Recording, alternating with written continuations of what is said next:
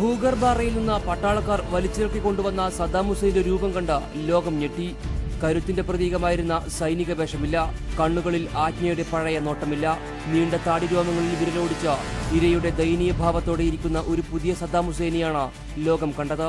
ക്രൂരനായി വിശേഷിപ്പിച്ച ശത്രുവിന്റെ ശക്തി പൂർണ്ണമായും ക്ഷയിച്ചിട്ടും അമേരിക്കയുടെ പേടി മാറിയില്ല. വൈദ്യപരിശോധനയ്ക്കു ശേഷം പിടിയിലായത് സദ്ദാം ഹുസൈൻ തന്നെയെന്ന് ഉറപ്പിച്ചു. വിചാരണയുടെ നാളുകളായിരുന്നു പിന്നെ. ഷിയ കൂട്ടക്കൊലയുടെ കുറ്റം ചുമത്തി കോടതി സദ്ദാമിന് വധശിക്ഷ വിധിച്ചു. ഇത് അമേരിക്കയുടെ നാടകമാണ്.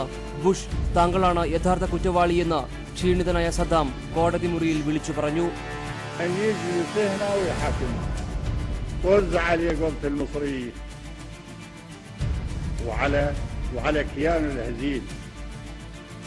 أو لو يجي بوش ويقعد هنا ويحاكمني ما يهمني، طز عليه وعلى كرسيه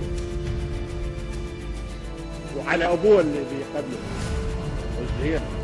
2006 ഡിസംബർ 26 സദ്ദാം ഹുസൈന്റെ അപ്പീൽ കോടതി തള്ളിയതോടെ അമേരിക്ക ലോകത്തെ വിഡ്ഢിയാക്കിക്കൊണ്ടെഴുതിയ നാടകം അന്തിമഘട്ടത്തിലെത്തി.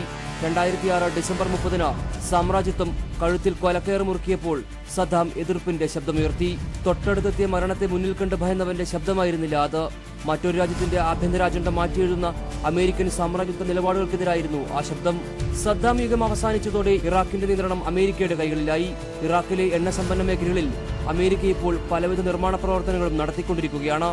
യുദ്ധം അവസാനിച്ചെങ്കിലും യുദ്ധത്തിന്റെ കെടുതികൾ അവസാനിച്ചില്ല. ഇറാഖ് അധിനിവേശത്തിന് 10 വയസ്സ് പൂർത്തിയായി. എന്നിട്ടും സമാധാനം ഇറാഖിൽ തിരിച്ചെത്തിയില്ല. അങ്ങിങ്ങായി സ്ഫോടനങ്ങൾ നടക്കുന്നു, ആളുകൾ മരിച്ചു വീഴുന്നു. സദ്ദാം ഹുസൈന്റെ മരണത്തോടെ ഇറാഖിലെയും സമീപ അറബ് രാജ്യങ്ങളിലെയും രാഷ്ട്രീയ സമവാക്യങ്ങൾ മാറിക്കൊണ്ടേയിരിക്കുന്നു.